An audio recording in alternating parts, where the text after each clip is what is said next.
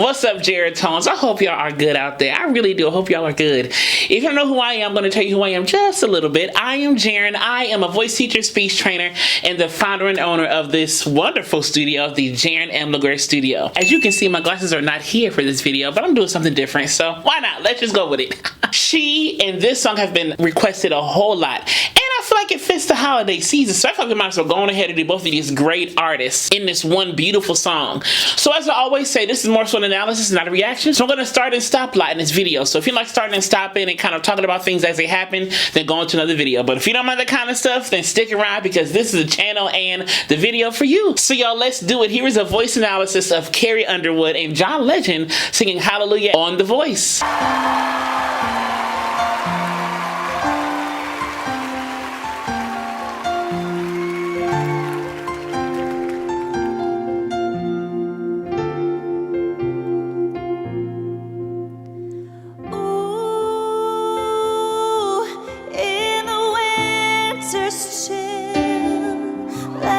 Candles light the night up from the windowsill.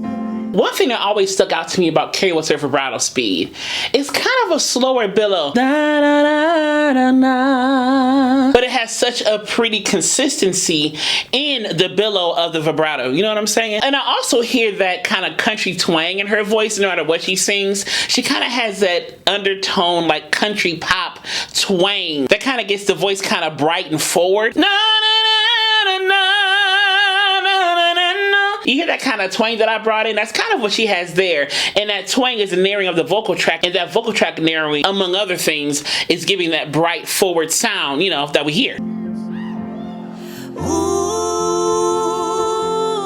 as I draw you near and we whisper all the sweet sounds only we can hear.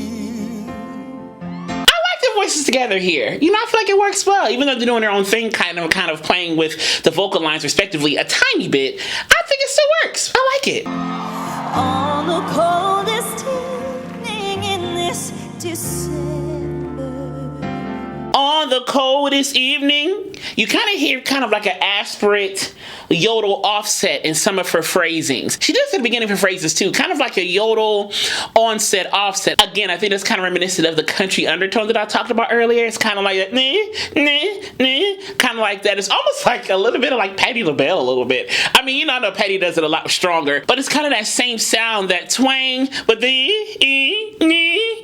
you see what I'm saying right there? I hold you in the heat of the glowing ember.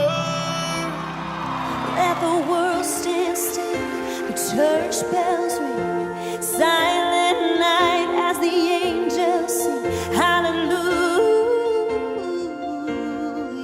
hallelujah. I love hallelujah.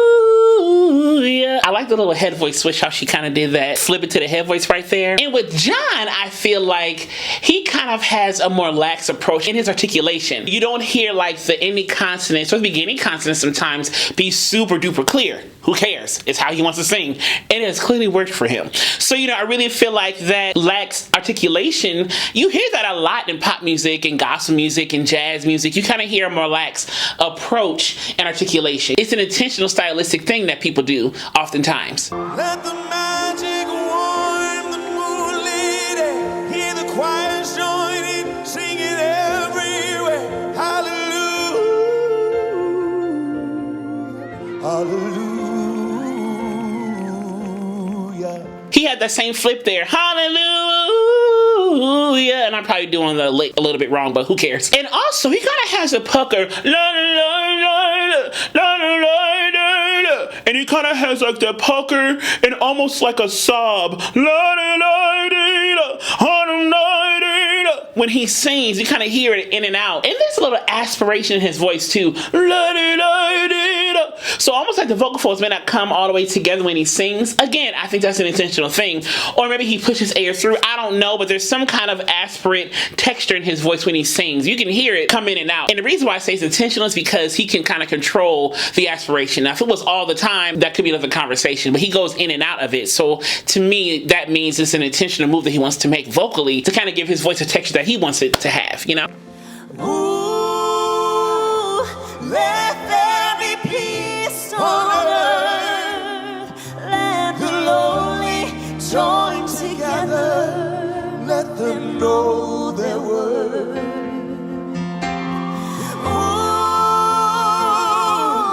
let the children know there's a brighter day ahead. Is it me or does her nose flare a little bit when she sings? And there's nothing wrong with that.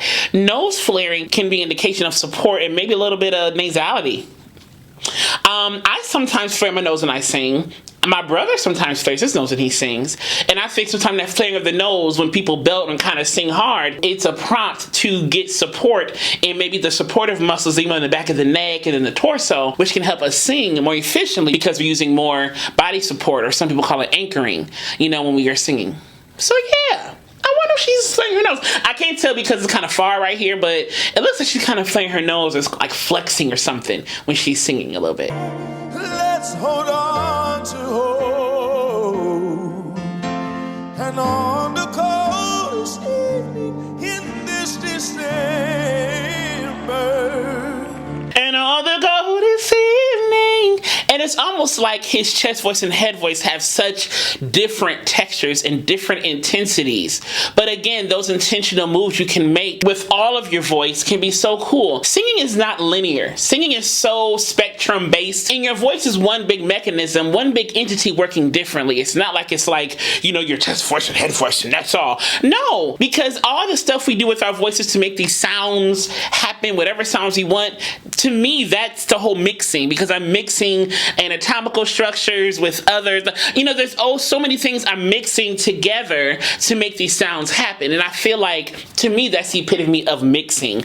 Not so much a mixed voice, but just mixing different qualities and different things. We can do different manipulations to make different sounds happen, which is once again why I believe that singing is way more spectrum based versus linear. You must do these things to sing like this. No, to me, there's no right or wrong necessarily. It's how do you want to sing? What sounds do you want to make? And me as a teacher, I often teach that to my clients. And I think that sometimes confuses newer clients sometimes is when I'm not dictating their every move, because it's not my job to me as a teacher to say, you must sound like this.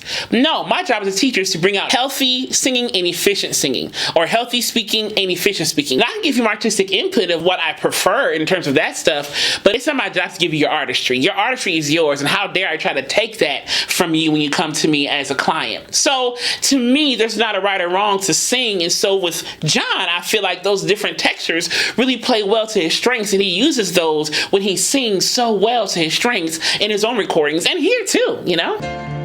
Let us pray the spirit of love will linger. Let us pray the spirit of love will linger. She almost has like an upward jaw, like a tilted head thing too, in a pucker sometimes. La la la la la la la linger. And almost a little nasality too. Linger. So the soft palate is kind of dropped a little bit too. Oh, let the world stand still, the church bells ring, silent night as the angels sing. Hallelujah, Hallelujah. hallelujah.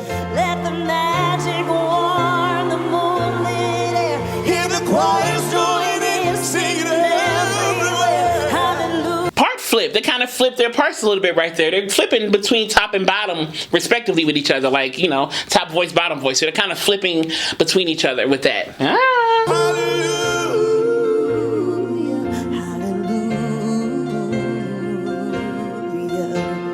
Glory, glory, glory. I'm so glad to have you here. Glory, glory, glory. There was a little bit of back of the tongue right there. Glory, I'm so glad to have you here. So maybe that's part of the texture that I hear. Is maybe it's a little twang and a little tongue. Huh. That'd be interesting. And may this Christmas moment last. Please let the world The voicing part flip happened again right there. Did you hear that? stand still. Church bells ring, silent night as the angels sing hallelujah. Hallelujah.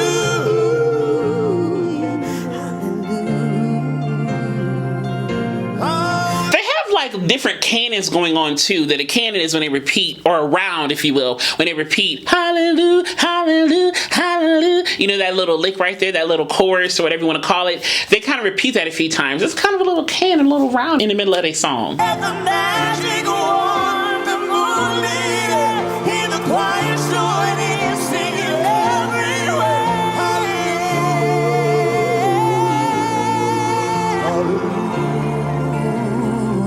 Hallelujah, hallelujah,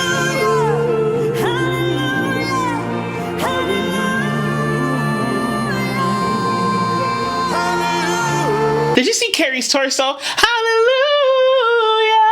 That torso was there. You can tell. I know the camera's far away, but you can tell she locked in. Hallelujah! And she's really using those anchoring, those supportive muscles in the body to really support that belting right there. Yeah.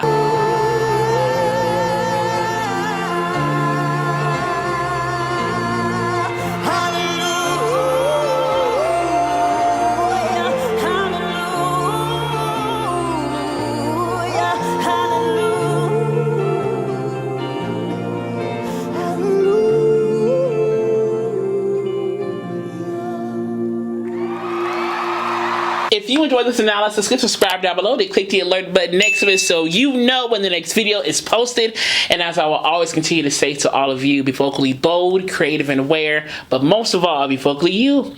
Have a wonderful holiday season. Merry Christmas and a happy, happy New Year.